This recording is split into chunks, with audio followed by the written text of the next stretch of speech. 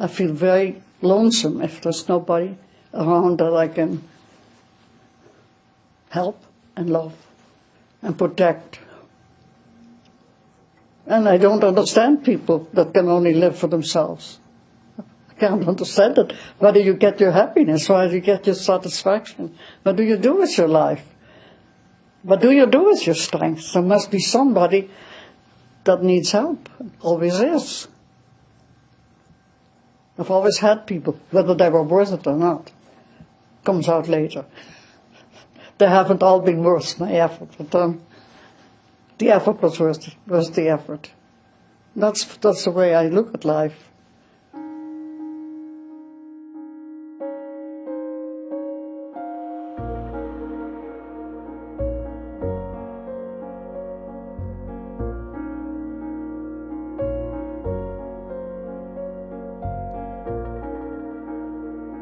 I'm Eric Marcus, and this is Making Gay History, the Nazi Era.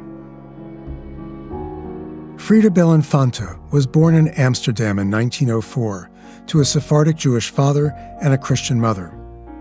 She was the third of 4 children and grew up in a secular household. Her father was a renowned concert pianist who encouraged his children to play music. Frieda trained as a cellist and made her professional debut at 17. When she was 90 years old, Frieda sat down for a 7.5-hour interview for the United States Holocaust Memorial Museum at her home in Santa Fe, New Mexico. The interviewer was Dr. Klaus Müller. Frieda tells him about Henrietta Bosmans, or Yeti, a pianist and composer she met as a teenager. My best friend, girlfriend, was the composer Yeti Bosmans. I was high admirer of this wonderful, beautiful-looking girl, composer. I met her when she was in her early 20s and I was only 16. And I loved her for a long time. Many, many years. That was really my first real love. The first one I really said in my life too. I'm here because I love you. She was a very talented and very attractive person in the beginning, but she was not a giving person. She was a person who took more than she gave, which was fine with me because I had an abundance of devotion to give. Did you live together? Yeah, and she had several men friends. People fell in love with her because of her talent and her looks, and Yeti had her flings with artist friends, love affairs with men. While we lived together, and it was all fine with me. I mean, it was not particularly a sexual bond. It was more my protection of this person, which I love very much. Did you ever work together? She wrote a cello concerto and dedicated it to me, and I played that in Utrecht. I played it in other places. But she dedicated it to me because we became very fast friends. You lived together for 7 years, and then you... Actually, yeah, we met Veldkamp, who became my husband. He was a wonderful flute player, the best I ever heard in my life. And he was the one who put me a little bit more on my own feet. He said, you're a musician yourself. And he was starting to boost my ego a little bit about my music. But he would pick me up to carry my cello home and so forth. And I got very, very close to him as a friend. But he made up his mind he couldn't live without me. And he wanted to marry me. And I said, I'm not the marrying type, really. And one time he came in with a revolver and put it on the mantel, and I said, what are you trying to do? And he said, I don't want to live without you. And I said, well, I tell you, I'm not really the marrying kind. I don't think I can ever love a man like I can love a woman. I always put the women on the pedestal and not the men. I don't know why, but that's my nature. Well, I said, I still want to live where you live. And I said, well, if that's your choice, and otherwise you're going to shoot yourself, I think you better live. So we married, and we had a very good relationship, especially musically. But I was never as carried away and as romantic as I can be the other way.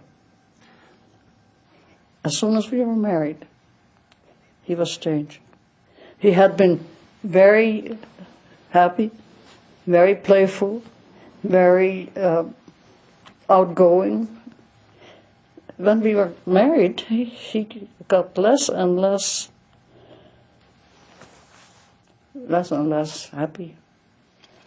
And I said, you want a divorce? He said, yes. I moved out. Frieda's 5-year marriage to Jo Veldkamp ended in 1936. By then, she'd become a conductor and soon led her own professional chamber orchestra. But her success as the first female conductor in the Netherlands was short-lived. In May 1940, the Nazis invaded. They established a Dutch Kulturkammer, modeled after the Reich's Chamber of Culture. Any artist who wanted to work had to join and submit to the Nazis' ideological demands. Tens of thousands of artists capitulated. Only so-called Aryans were allowed membership, and art that the Nazis considered degenerate was banned. The moment the Germans got into the country, I said to the orchestra, boys, there's no orchestra. We have never existed. I completely disappeared from the musical life and immediately started to prepare myself to do other things that needed doing. I tried to feel my way with everybody and who I could trust and who I couldn't trust, and just continued teaching when that was possible. But I completely withdrew from the public life. Frieda joined a resistance group of like-minded artists, including Willem Sandberg. They encouraged other artists to resist and supported those whose resistance cost them their livelihood. And I was asked then by Sandberg during that period, would I represent the musicians, be the head of the group that would take care of the musicians? Because if they couldn't work, there were many people that had to continue working to make a living. And if they couldn't work and do what the Germans told them to do, then they couldn't make a living. The people who did not join the Kulturkammer didn't get any work, so they became immediately in need of support. And so they had established funds to support artists. I mean, it was mostly artists of all types, architects, painters, writers. So anybody who needed money would get help from that group. That was during the years 40, 41, 42. I had contact with Sandberg, and one time he asked me, he said, we are very short of money, do you have any source that you can help us with money? And I said, well, I have some people that I know are very wealthy, and one was Mr. Heineken. I didn't know him well, but I knew he was a music lover, and I had an instinctive feeling that he was on the right side. Anyway, I went to see Mr. Heineken and asked him, could he help us financially? And he said, how come you trust me? How do you know that I'm on your side? I said, well, I go by faces. That's all I have. to go by. I don't know. He said, you're right. He said, but I have a problem because I have my office riddled with Germans, looking over my shoulder, breathing down my neck, wanting to know everything, where the money comes from that is spent. He said, I'm not my own boss anymore. He said, it's very difficult to do. Unless, he said, you have an idea. I said, maybe I do. He said, you do? I said, yes, I have an idea. Buy my cello. I said, that's pretty costly, And I have no way to use it. I can't play now. He said, that's a wonderful idea. And he did. So I bought my cello, and he gave me the money. Then in 1943, it became much more serious. During those years, I had prepared myself to do something different. I had prepared myself to get IDs as soon as they came out. IDs without a J on it. I mean, I would say to Jewish people, I can make you one without a J. I was very good at falsifying things. Steady hand to take the glossy part, because the picture had, and this is the picture, the other side was a seal, under which was the fingerprint. And so you have to keep the fingerprint. So I had to take the glossy part off without injuring the backside, the seal, which I was good at. And then the picture had no stamps on it, and I had to falsify that with 2 different colors of ink sometimes. So I had to have a steady hand for that. And that was my main occupation. And that was very tedious work, and it took a lot of time. And time was running out. Every week, more than 1,000 Dutch Jews were being deported to death camps in Poland. Sandberg recruited a young printer, and the group started mass-producing fake IDs. But Frieda soon saw a problem. The Central Population Registry in Amsterdam had a duplicate copy of every citizen's ID. If someone was stopped with a freshly printed ID card that didn't have a corresponding copy at the registry, their whole operation could be exposed. By then, thousands of Jews were carrying fake IDs. The group hatched a daring plan to bomb the registry. Who had the idea? I think I did. Yeah. And if I remember well, I said, it's getting too dangerous. We have to start immediately. Because everybody's carrying false cards. I was carrying false cards myself. I knew it was guarded. We all knew that. I mean, they were expecting all kinds of things from the Dutch, from the resistance. This office was protected, and they found out more and more that it was terribly protected. We had to find how to get a leak in the personnel that could tell us exactly where the cards, duplicates were held.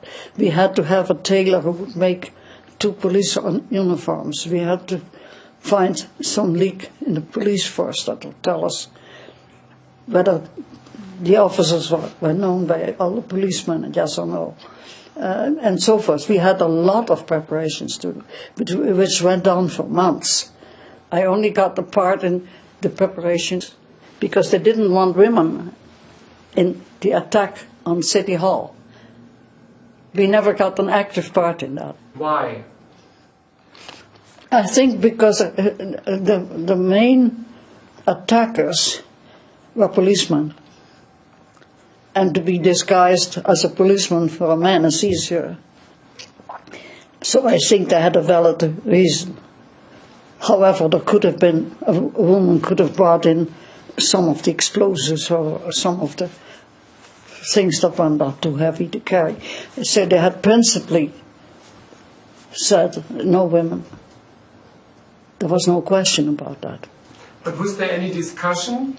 No, I don't think so. The women have played a part, but none of the women was asked to do anything that night, that they had the attack take place. That was a man's job. I would have liked to be part of it, but... Who was leading the attack? Who was the leader of the attack? The leader of the attack actually was Ardeus. Ardeus was very quiet about what he did, very modest about what he did. But he got his satisfaction to show what a gay man could do. Can you tell us who Willem Ardeus is, with whom you worked together? Well, yes. He was called Tikkie. We all called him Tikkie. And he was a gay man. And very obvious. I mean, everybody knew it who knew him. He was very shy and a kind of an inferiority complex. He felt inferior about his being a gay man, and I have never felt that way. I've never been apologetic about what I am. But I could never get him to feel any different, because he had felt that way all his life, very apologetic and not accepted. But gradually I learned what was really this man and his value. And we worked as a team. In that group we became very close. And one time we had a conversation about the danger that was over our head, and I said, or he said, do you think that we see the end of this war? And I said, I don't think so. He said, I don't either. And he said, do you mind? And I said, no, I don't. He said, I don't either. And I might have added, well, I'd rather give my life for something than give it for nothing. When I get a bomb on my head, I die too, and I have not done anything with my life. I won the high price for mine. He says, I think the same way. I remember I was on the roof. It was going to be done at night, and as soon as it was dark, I think it was on a Saturday, and I was on the roof to see whether I could hear something. Was the attack successful? Very successful. They did successfully blow the thing up. And of course everything went according to schedule. It went off without any problem. What happened after the attack of the population register? It got destroyed. It was very much of a loss for the German occupation. Very much. They were very upset about it, and that's why they were so determined to kill these people. How were people caught from the group? There were so many people involved, and that has been one of the reasons that the traitors got in. There were too many people involved. The tailor was caught, and a professor who knew the tailor was caught. Ardeus was picked up as number one. His attitude was absolutely heroic. When he was arrested, they came in and they say, in the name of Hitler, we arrest you, you follow us or something. And he said, and in the name of the Queen of Holland, I will follow you. I mean, he was not even startled. And he was a support for all the other people that were arrested. He was a moral supporter. He was absolutely what he planned to be. He was very satisfied that he would give his life for that thought. He would prove that you didn't have to be a heterosexual person to be heroic or to make an offer of your life. How many people were arrested from the group? 12. There were more people arrested, but the women were not killed. But there were very few people that were not caught. And what happened to these people who were arrested? They were kept in jail until the execution. The March 1943 attack on the population registry was only partially successful. Just 15% of the records were destroyed. Days later, Rudy Blumharten, Frieda's friend and resistance liaison, missed their weekly meeting. She realized their cell had been betrayed. After a Nazi show trial, 12 people involved in the attack were executed by firing squad. Among them were Rudy Blumharten, the tailor Sjoerd Bakker, a gay man whose last request was to die in a pink shirt, and Willem Arendeus. Shortly before Arendeus was killed, his lawyer paid him a final visit. He urged her, "Tell people that homosexuals are not cowards." Meanwhile, Frieda continued to help out-of-work artists and Jews trying to evade deportation, even as she hid from the Gestapo. For 3 months, I was disguised as a man, and a friend of mine had the same figure, the same height, and I had a 3-piece suit that fit me to a T, except this. What I have here had to be matched down here and filled. So I was a little heavier set little man, and I had to buy a hat, the smallest hat that I ever found, and it still had to have a band in it to fit my little head. I went out for the first time in my disguise, and I went to get a haircut right away. I went into the barber shop and took my hat off and put it on the hook. And the barber walks up to me and he said, "What do you want, sir? Shave or haircut?" And I said, "No, just haircut." And he didn't bat an eye. I had a cold, and it helped a lot to get my voice a little down. I just talked like that all the time. And I got used to that pretty soon. And for 3 months, I was disguised as a man, and very successfully so, because I lived in the Jacob Obrechtstraat number 64, and my mother lived at 44. And I passed my mother several times during that time, and she never recognized me. Nobody did. I was a very naturally looking young guy. Anyway, I stayed in different places and more had the feeling I have to get out before I jeopardize other people that give me shelter.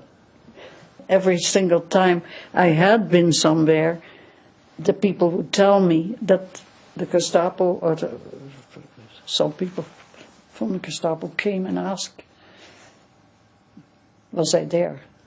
So they were on my trail. I mean, that got really very difficult. That was the end of 43. And the raids were worse. The nights that they took a block and circled it to find people and counted the beds that had been unmade. I knew I would be caught pretty soon. And maybe because of somebody being killed along with me. So I decided I had to leave. Frieda's underground contacts arranged a perilous escape that took her from the Netherlands through Belgium and into France. Her 2-month journey ended with a 12-hour trek through waist-high snow to cross the French border into neutral Switzerland in February 1944. She ended up in a refugee camp located in an old hilltop hotel alongside 160 other Dutch refugees. I had gotten a cello while I was in the camp. I had gotten a cello. Somebody rented it for me so that I could play again. And I played a concert there. It was a visiting couple that played violin and viola. And so we played on the Dvorak trio as a concert. And I started to come alive again because I had felt I wasn't even alive. I felt like I would never care about music anymore, which lasted about a couple of months. I felt dead inside. I thought I'd never make music anymore. And then suddenly I came kind of to myself. I started a choir and made people sing. And then finally I got a little bored with that camp life.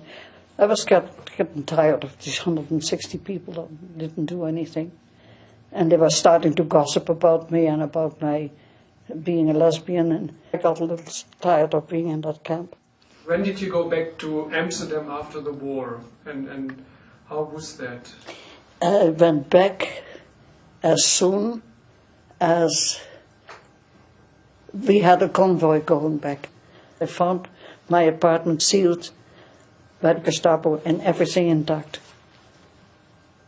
that I left, radio and all. I just resumed my efforts to get my musical work going again. I didn't have any old students. Some were killed, some were gone, some were... I had lost the people, the two cellists, violist and cellist were killed in concentration camps, and there was only one man left of the whole Jewish group that I had, and I did not like what we found back in Holland. What did you find? Well, we found that the people that had been riding the fences, we call it, people that had not taken a strong stand, were kind of on top. I mean, there were the people that did well, but the people who had given their lives, nobody was talking about it, and it didn't mean anything to anybody, and we had to fish for ourselves. And people were not talking about the past. They were not talking about what happened. And of course, I didn't feel like talking about it myself. I was glad that there was peace. But nobody was mentioning anything about those 5 years that I remember. Were you recognized and what you did for the resistance? No, absolutely not. I didn't talk about it, and nobody talked about it. I never expected it to be so neglected. Post-war Holland no longer felt like home. 3/4 of all Dutch Jews, more than 100,000 people, including many of Frieda's friends and relatives, had been murdered by the Nazis. In 1947, Frieda immigrated to the United States with the cello she had sold and later retrieved from Henry Heineken. She settled in California, where she rebuilt her musical career as a cellist and as a music teacher, first at UCLA and then as the head of her own music school. In the mid-1950s, she became the founding artistic director and conductor of the Orange County Philharmonic Orchestra.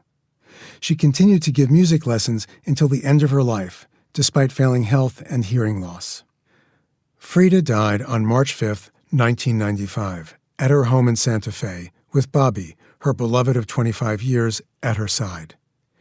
It was less than a year after she gave her interview. Frieda Belinfante was 90 years old.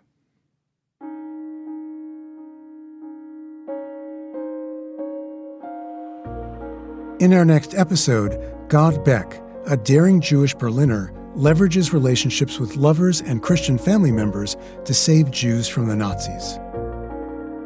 This episode was produced by Nahani Rouse, Inga Dataya, and me, Eric Marcus. Our audio mixer was Ann Pope. Our studio engineer was Michael Bognar at CDM Sound Studios. Our theme music was composed by Fritz Myers. Thank you to our photo editor Michael Green, our founding editor and producer Sarah Birmingham, and our founding production partner Jenna Weiss-Berman at Pineapple Street Studios. The oral history interview with Frieda Belinfante, from which this episode is drawn, was provided courtesy of the Jeff and Toby Herr Oral History Archive at the United States Holocaust Memorial Museum in Washington, D.C. To learn more about the people and stories featured in our episodes, please visit makinggayhistory.org, where you'll find links to additional information and archival photos, as well as full transcripts. This special series on the experiences of LGBTQ people during the rise of the Nazi regime, World War II, and the Holocaust is a production of Making Gay History in partnership with the Fortunoff Video Archive for Holocaust Testimonies at Yale University. I'm Eric Marcus. Until next time.